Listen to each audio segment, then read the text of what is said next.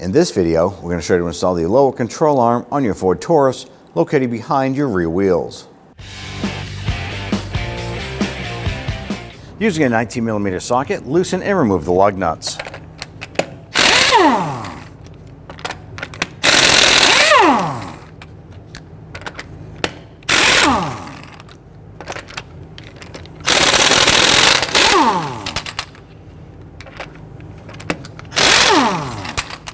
With the lug nuts removed, you can now grab that wheel and remove it and set it aside. On the lower link here, I want to go ahead and loosen and remove the 15mm nut. I'm going to use a deep socket to do so.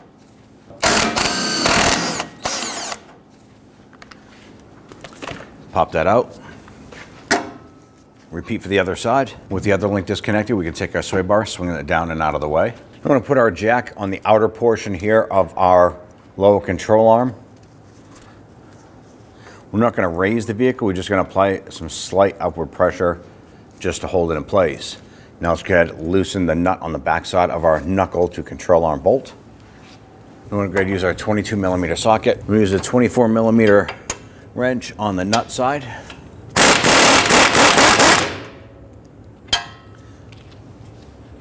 And remove that nut.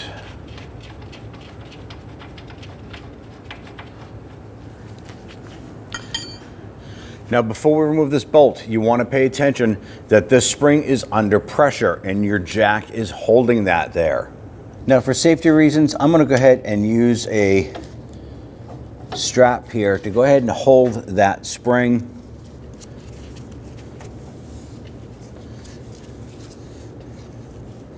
And you could anchor that anywhere under the chassis that you want. We just want to keep that spring from launching out anywhere, so you can attach it to the chassis, the subframe, whatever, just to hold a little bit of pressure on it. That's it.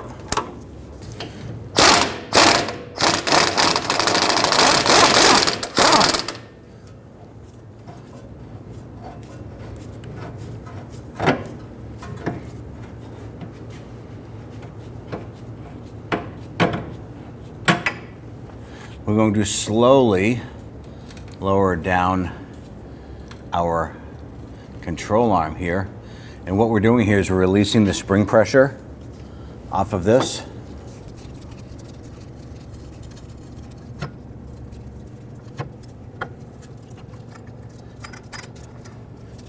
Now at this point here, our spring and control arm are just held in place by the inboard bolt.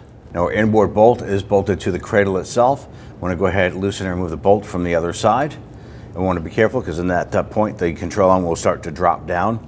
So let's go ahead and get to it. I'm going to go ahead and spray the threads here with some rust penetrant.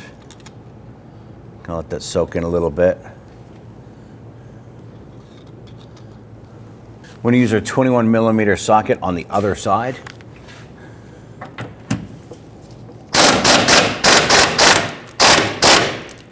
Now we're supporting the outer portion here with our jack, just kind of stabilizing it, because now that it's loose, and you can see that the spring itself is loose as well. You can see I just wiggled it and it popped out. I just removed our securing strap. I'm going to remove the coil spring. Now pay attention to how you removed it.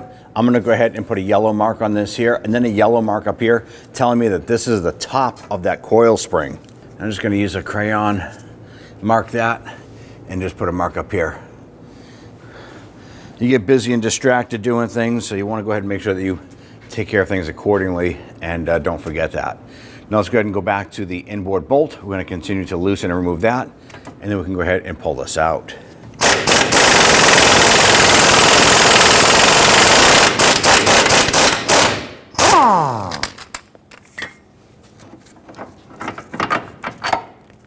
Here's the bolt.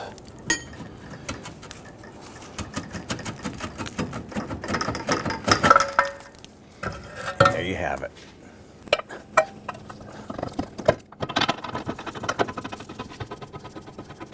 You run that bolt in. Now I'm going to run this down with my impact gun, but I'm not going to tighten it.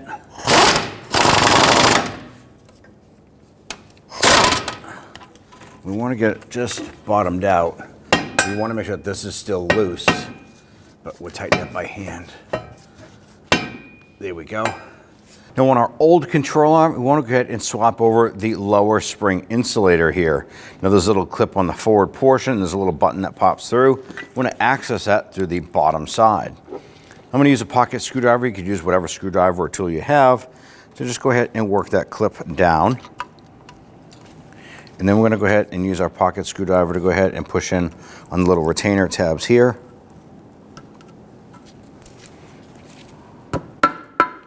Tap that out, and voila, there we go. Now you do want to pay attention of how that was installed. This little clip goes on this lower hole right here. I'm going to go ahead and swap this over into our other control arm. The other thing I want you to pay attention to is this little notch right here. This is the pigtail stop. So when we install our coil spring, when we put this in, the coil spring needs to go in so that it hits that stop right there. We know once that's in position that the top will automatically line up with the pigtail stop up top. And then we're going to go ahead and jack our control arm up into place. Remove your jack for now. Just going to set that off to the side. Install the insulator. Line that up. Put that in. I'm going to push the button in first. Actually, I'm going to put the clip on first and then line this up. Push that button down inside.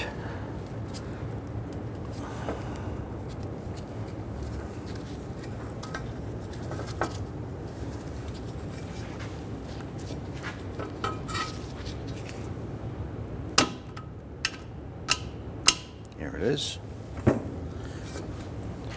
Once you have that locked into place, go ahead and grab your spring. Drop it in. We're going to kind of raise this up.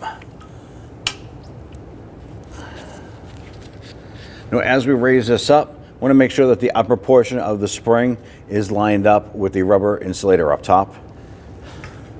Once you do that, go ahead and slide your jack back underneath.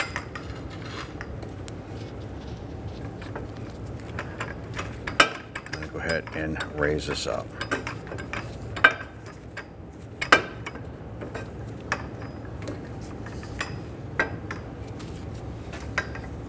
And use your jack to raise up the control arm.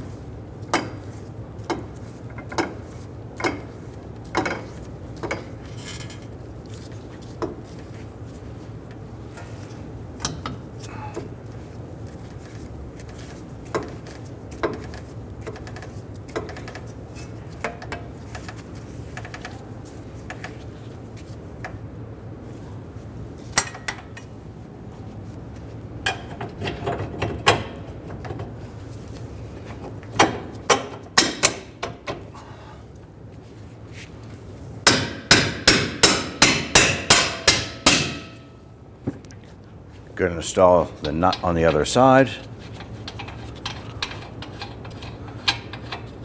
The next thing we're going to do is we're going to continue to jack this up. What we need to do is set this to what we call a neutral ride height. And that means if you had the wheels on the vehicle and the vehicle is on the ground, your suspension would be compressed to its ride height or neutral ride height.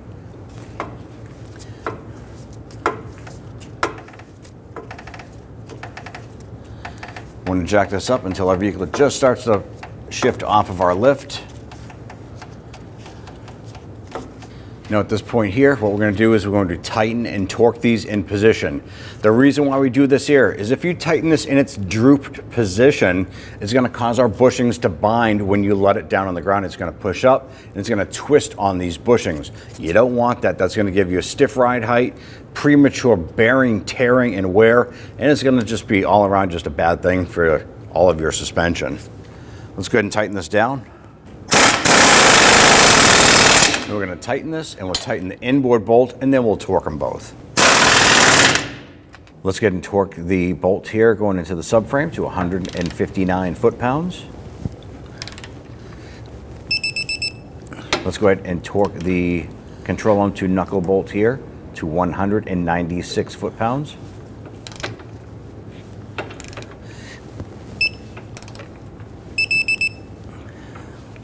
Once that's torqued, go ahead and lower your jack.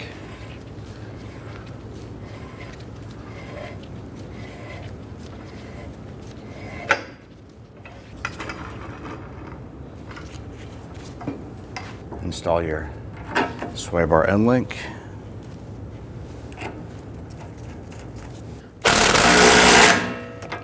Let's go ahead and install the passenger side and tighten that one. And then we'll torque these down to 41 foot-pounds.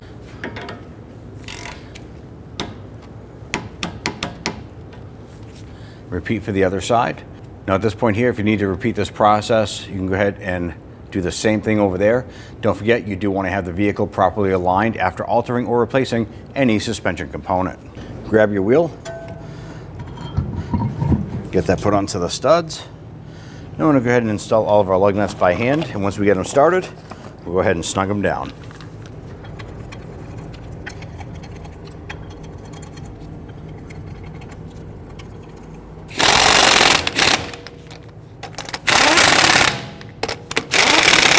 When doing this here, it's preferred if you do it in a crisscross or star pattern.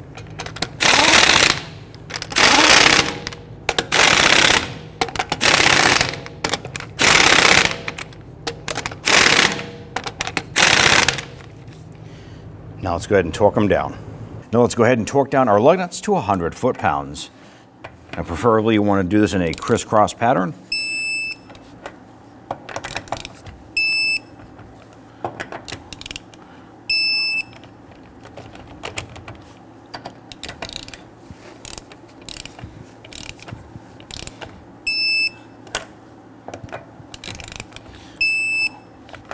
And you're all set. When only the best will do, demand TRQ. The only company that lets you view before you do. TRQ is committed to offering the highest quality aftermarket auto parts that are engineered for peace of mind. Thanks for using and viewing with TRQ.